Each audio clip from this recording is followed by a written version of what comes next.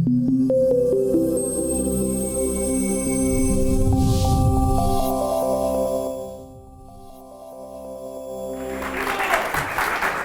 Jason. You're welcome. Appreciate that. I was told that my PowerPoint and this presentation sometimes evokes emotion in people, which is why I have the Kleenex around the room. If you use it, great. If you don't, just take it as a little memory of this talk that I'm sharing with you tonight, because there's some really fun inspirational quotes on that Kleenex as well. So like many in the room, I'm sure tonight, I am someone who loves to be inspired. I seek out self-improvement gurus, some of them celebrities. I love learning, I love knowledge. And a few weeks ago, I was talking to one of my friends who also loves to learn and is into self-improvement.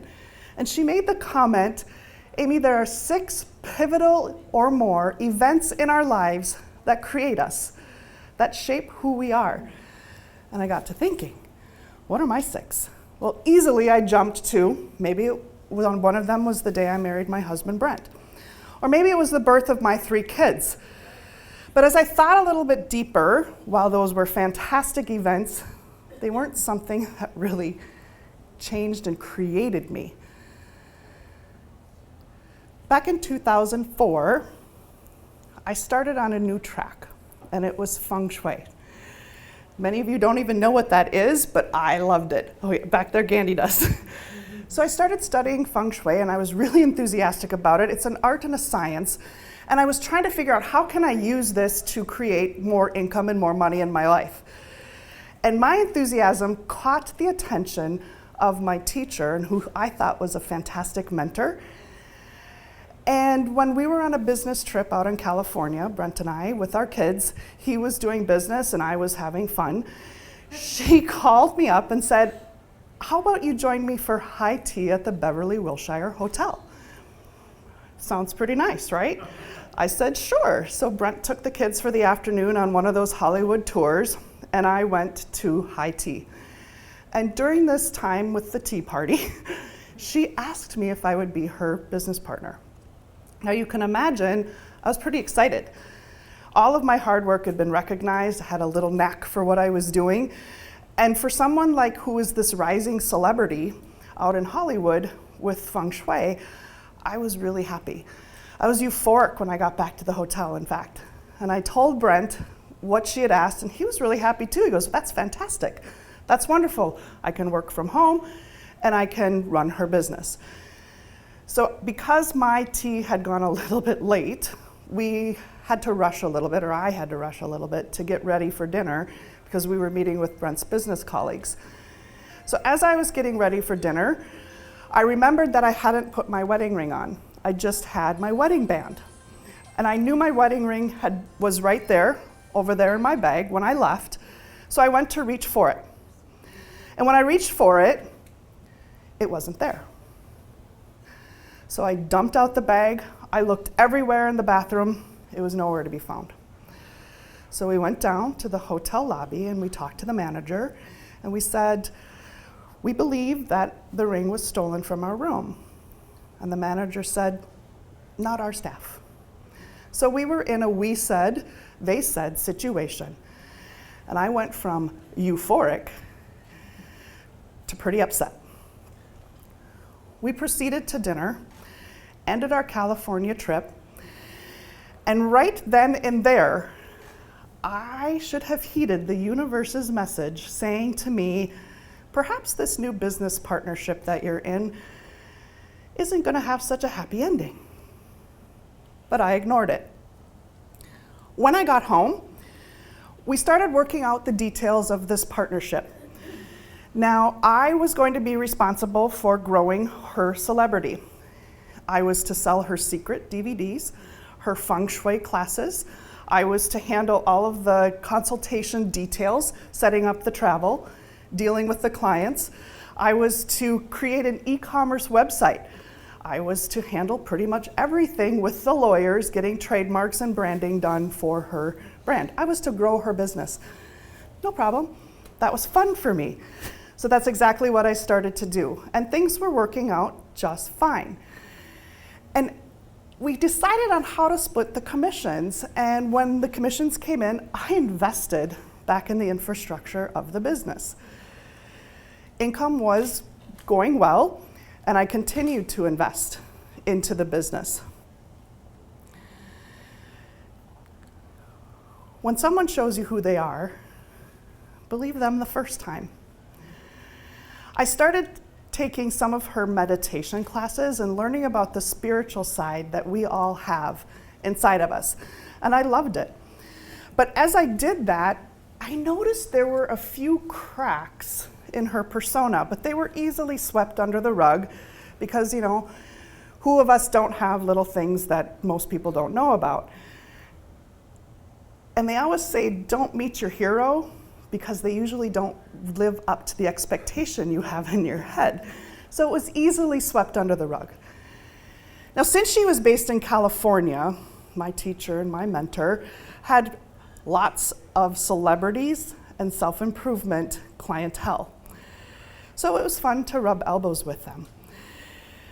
But then something started to happen. I got a phone call from a client on the West Coast, and they were in tears. They're saying, I had a consultation and she never provided the report. I answered the questions, I got them the information, no problem. Then it happened again. Then it happened again.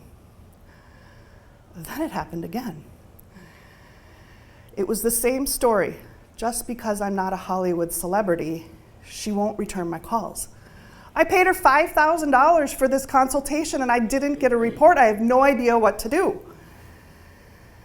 Why won't she respond to me? So of course, I took it upon myself to make sure that those clients were happy. I was using my integrity and my own work to get those reports from her, get the questions answered, but communication was failing even between us.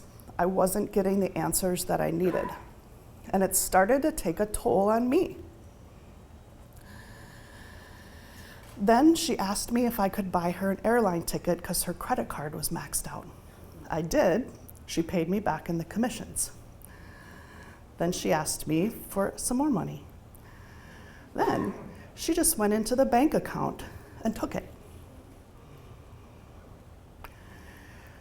That was pretty much the last straw. I had used my integrity to grow her business. I had put her on a pedestal. I'd given my power away. I'd given my everything to her to build her business. I'd given up time with my kids. I put in long hours at night because she was on West Coast time. I gave up time with my husband. I gave up everything to build her. Because there was that loss of trust and that loss of integrity, I ended the partnership. The thing that surprised me is she just easily threw me aside. I didn't matter. Feng Shui is what I had studied and I thought was going to be my chosen profession, but in all honesty, I wanted nothing to do with that world ever again. I wanted nothing to do with the self-improvement world or celebrities ever again. I cried, I felt beaten, and I felt worthless. Because who wouldn't feel worthless when somebody that you had given your everything to just throws you by the wayside?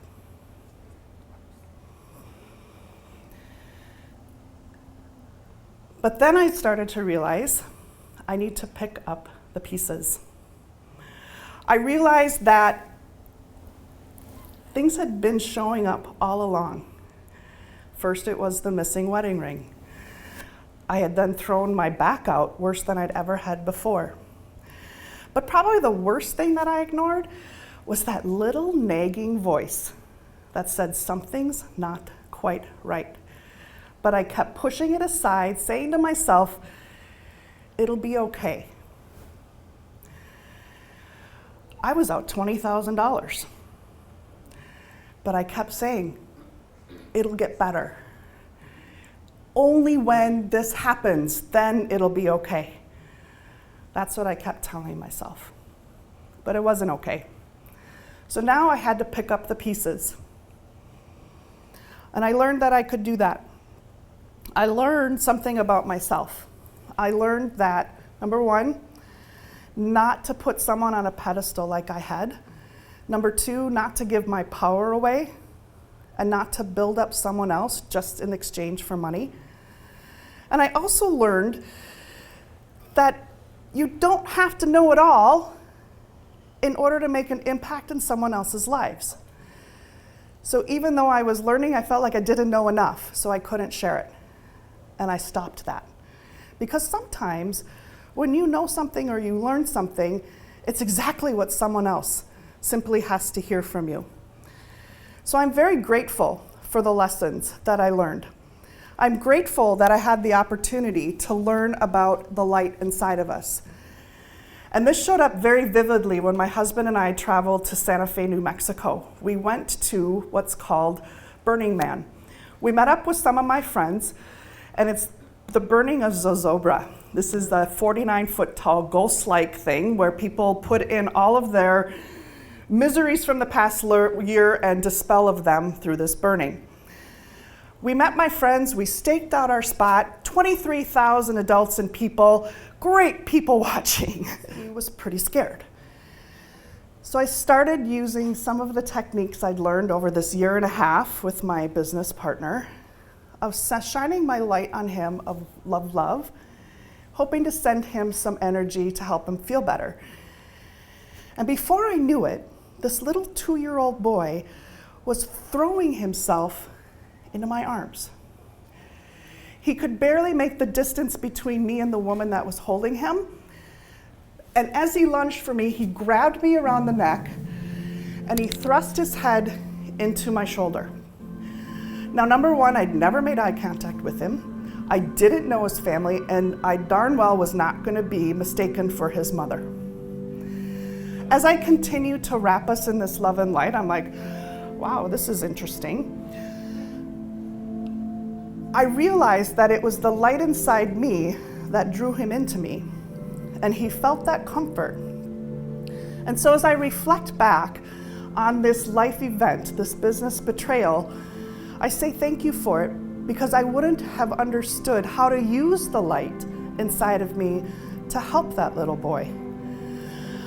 So if you take one thing away from tonight, I want you to understand that this is the light we all have that connects everyone in this room, and it connects us to everything that we could ever want. But we are so busy trying to figure out how to solve our problems, how to pay our bills, how to take care of our kids, that we forget that we have this unique light inside of us. And we need to let it shine. And I want you to think about how you do that. I asked you to network tonight around the topic, who has made a difference in your life? Who has influenced you? And you might say, this was a big influence, this betrayal. But when I started talking to you, I mentioned my friend who said there are 6 or more pivotal life events that create you. That changed my perspective on a lot of things. So this light inside of you, it could just be a subtle comment that you make to someone that will change their life. It could be a small donation to the Teens for the Toys for Tots for Teens that changes the life. Something small can help you shine the light inside of you. So as you leave here tonight, here is what I hope you take away. Number one, you have a light inside of you, and it is your duty to shine that on other people. Number two, integrity is so important. Make sure that you live your life with integrity. The next one is that you are worthy. Don't ever let someone else make you feel like you are worthless. But most of all, guys, make sure that you always shine your own light.